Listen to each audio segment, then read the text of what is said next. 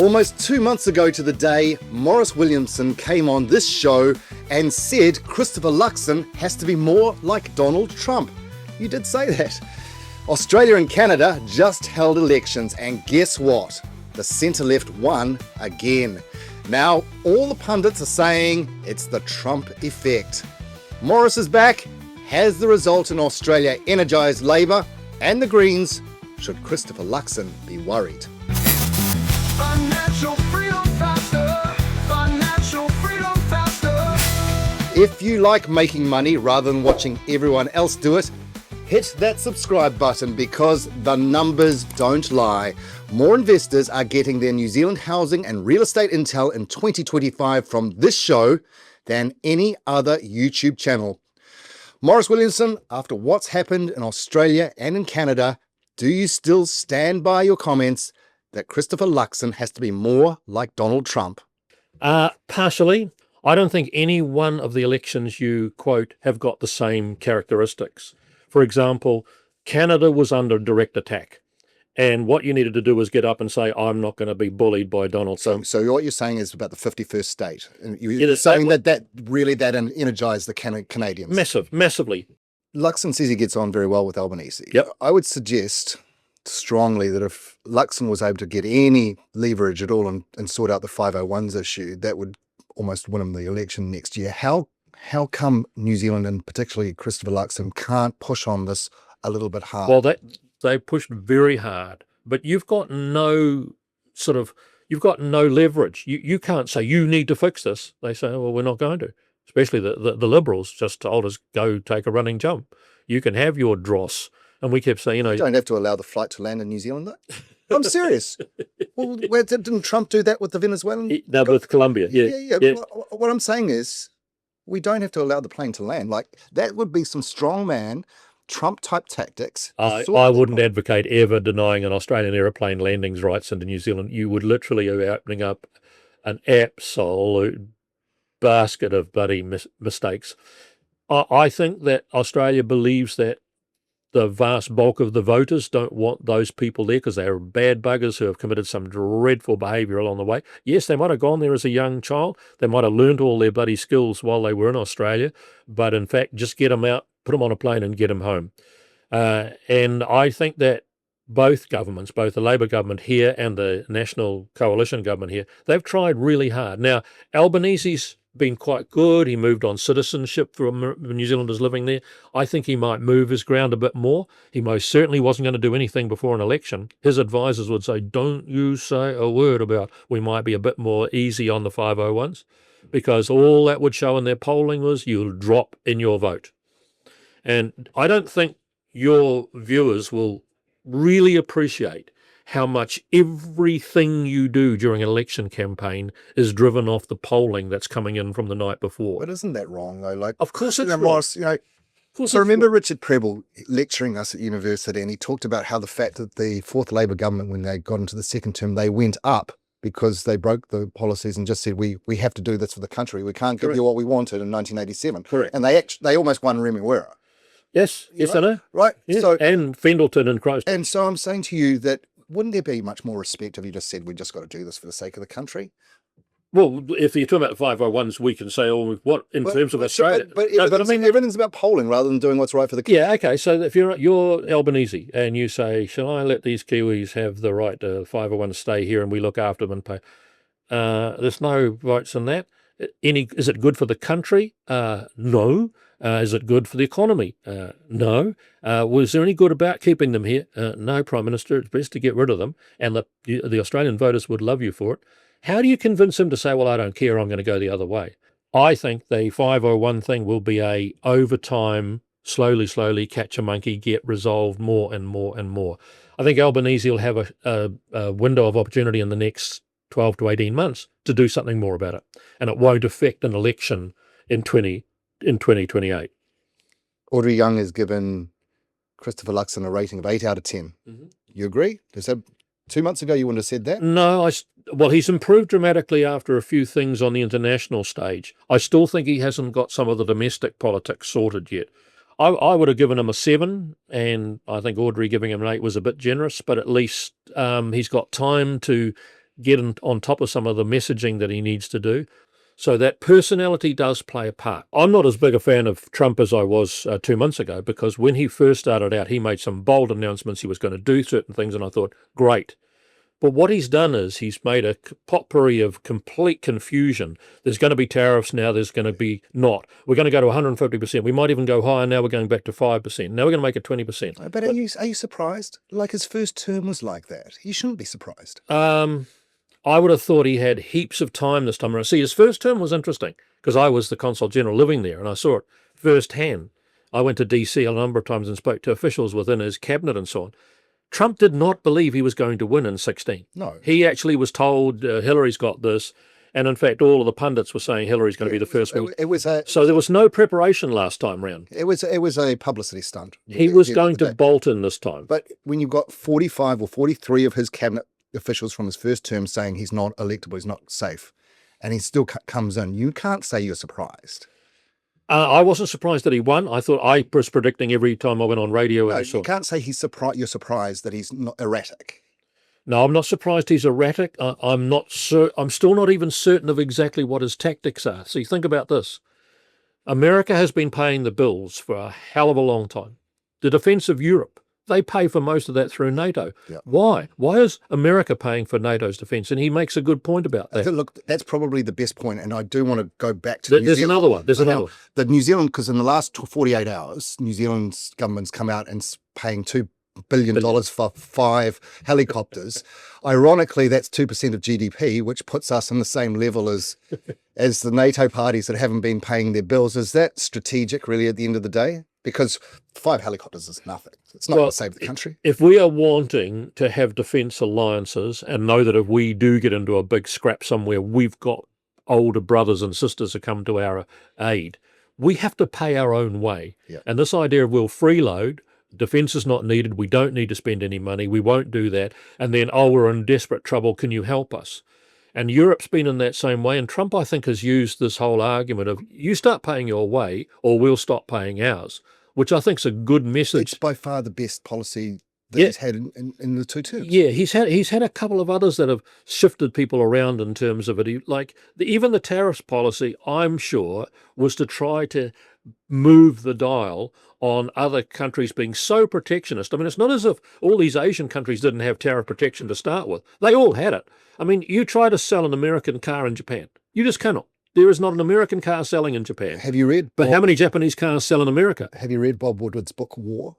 No. So he talks about in 1989, him and Carl Bernstein go and see Trump, and it's at a party, and Trump wants to be interviewed by them. And Woodward loses the tape, but finds it just before the end of his first term. And Trump in 1989 was going on about tariffs. It's nothing new. He's in a time warp. He's always thought the tariffs would work. So I don't know if... If he's always thought they'll work, he's wrong. And I think I've said on your program before, my favourite American president by 10 million miles was Ronald Reagan.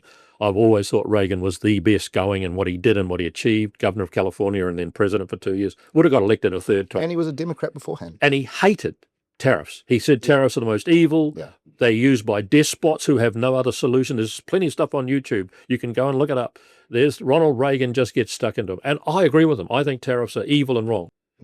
No. Okay.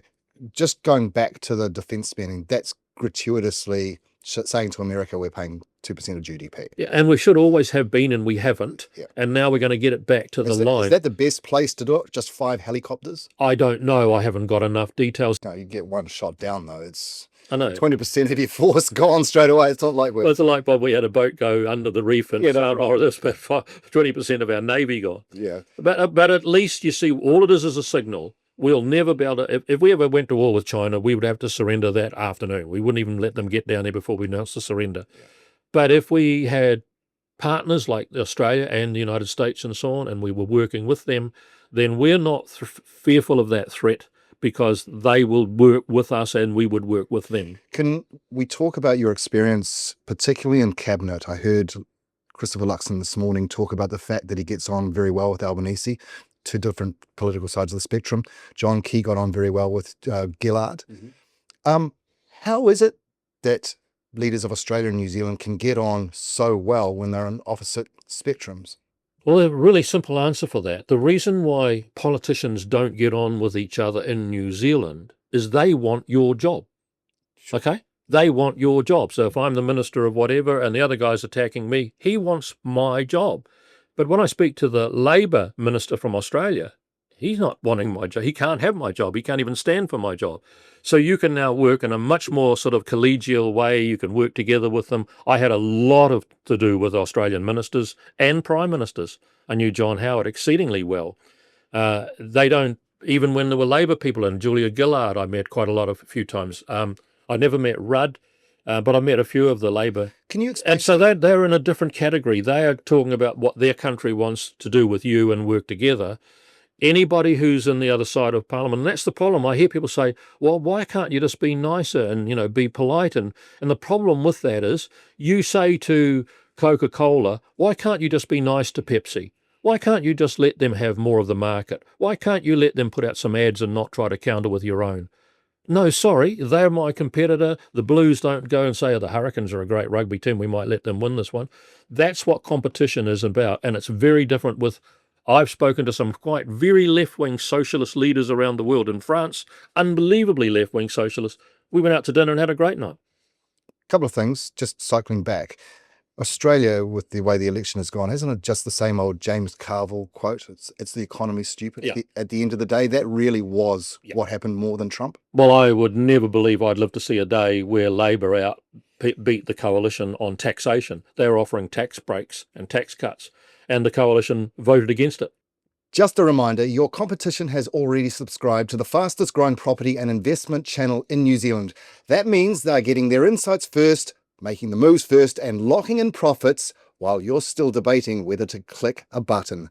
Be smart, subscribe. I've got this theory, and you've been in the business a lot longer, actually inside it. New Zealand's only really been effective when we've had really boring prime ministers. Now, you look at Longy, he was a bit of a washout in the second term, but Bolger came in. Bolger was a fabulous prime minister, right? He was able to work in MMP, work with Winston Peters. Helen Clark had a charisma bypass, and she was a fabulous prime minister. John Key's an anathema because you've always got a high water mark. So he was a bit quirky, but he wasn't like Trump with the charisma. Jacinda had a lot of charisma and wasn't that great. And I think Luxon's got very little charisma, but he seems to be making it work. You can have a really dull, boring prime minister and a fantastic set of ministers underneath him who really know what they're on about, putting policy through that cabinet just at a pace and rolling out the benefits as they flow. And the public like you still, the prime minister can almost be the chairman of the board. Yeah. And in fact, during the 84 to 87 period, that's all Longy was. He literally didn't, he was just going, whoa, what was that? And stuff going. Roger Douglas and Richard Prebble and others were fueling the fire with changes and policies and stuff. All right. On the 22nd of May, we're going to have the budget, and it seems to be exactly what it's always like. Doesn't look like there's going to be too many surprises because it's getting leaked out every day. Yeah. Is there anything, there's no surprises on these things anymore. I've never known a budget where there's so little room to move. I have never known it. I've been part of the budget process, sat at the table with Ruth Richardson and debating about whether we put more back. No, bring this about. Now, we were in a dreadful state in the 1991 mother of all budgets. It was a basket case. But right now, I think the room to move is even less. I think that Nicola Willis now is looking at a $1.3 billion operating allowance. And from within that, she's got to fund every one of the, 81 different portfolios, I think they're saying there, in terms of every ministry. You honestly think it's worse than 1991? Yes, I do. Yes, I do, because I think the cupboard has been left not just so bare, but such a debt for your debt servicing now, crippling your numbers to pay. So I think what Grant Robertson and our good friend Adrian Orr, who had his farewell the other day, having, what did he have, cookies and... Did you get your invite, Maurice? No, I think it must have got lost in the mail, sadly. But in the end, I think right now it's a tough. Health is always going to be a bottomless pit. Yeah, no, you could double the health vote, and there'll still be people not getting their surgeries, and there'll still be hospitals not built, and still doctors complaining their pay's not enough, and so on. So you with 1.3 billion, you've got very little room, and each where you can do a little pot of this and maybe a bit of movement there. Health and education will always have to get something. You can't not do them. But what it means is that you've got, there won't be any big lolly scramble stuff. I reckon we'll do a program hopefully after the budget, and I reckon you'll find next to nothing of a surprise. If anything, a clawback of some stuff. Okay, so Labor will see that and they'll go, we'll offer everything. Yeah. Do the public buy into that these days? I think they do. In the YouTube, Instagram, TikTok age, that people don't look at the substance anymore. Look at Trump. We've spoken about the fact that he says stuff that means absolutely nothing. You know he's lying, and I think that they could use that to an extent. In the end, you always have to pay for your sins before you get clear air. Labor's sins for their 6 years from 2017 through to 2023 was so egregious, and the public are so angry at what they've been left with inflation rate, with interest rates, they couldn't service their mortgage, with unemployment, with you'll be very hard pressed to see a one-term government. The enigma, though, is Winston, isn't he? And he's not going to be the Deputy Prime Minister this time next month. So he's got to differentiate himself from the government. I think he's the wild card, isn't he? But I think he can pick areas. Like, one of the things that he and Shane Jones have got the most magical credentials for is they can talk about Māori and what they want for Māori in terms of success. They want them to be better at schooling and better in their qualifications and less in the prisons and less represented in the drug and alcohol statistics and so on. And he can come out with some stuff that has got way more credibility and way more backing. Remember what happened? This is a really important that people miss now. In the 1996 election, New Zealand First won all of the Maori seats. They won them all. Yeah. I couldn't believe it. So for Winston to say what he was saying, and which was almost the antithesis of the let's have Maori have whatever the rights they want, and under the treaty we owe them, and we're only tenants in their land, he just says that's rubbish, and he won't tolerate it. And he gets not only a big uplift from the Maori population who think that working hard and their kids doing well is a good idea, and not the Willie Jackson of this world, or we should just be looking at handouts, but he actually picks up a big chunk of the centre-right voters who say, I like what he's saying. So he's still got and that's only one part of the niches he can carve out and hold a line on some of those things about, I'm going to be pushing for this at the coming election. If we do go into coalition a second time, New Zealand First will be making this a bottom line or a demand as one of our highest priorities. I think Winston's got an ability to get a lot done, and I don't think whether he's Deputy PM or not changes that. I think it's whether you've got the vote numbers or not changes it. And I'll make a wild prediction now that I don't think much will change. A final reminder, money moves fast and the investors making the most of it are here. This is the fastest growing property channel in New Zealand for a reason. If you don't subscribe now, just know that someone else is already using this knowledge to make their next deal while you hesitate.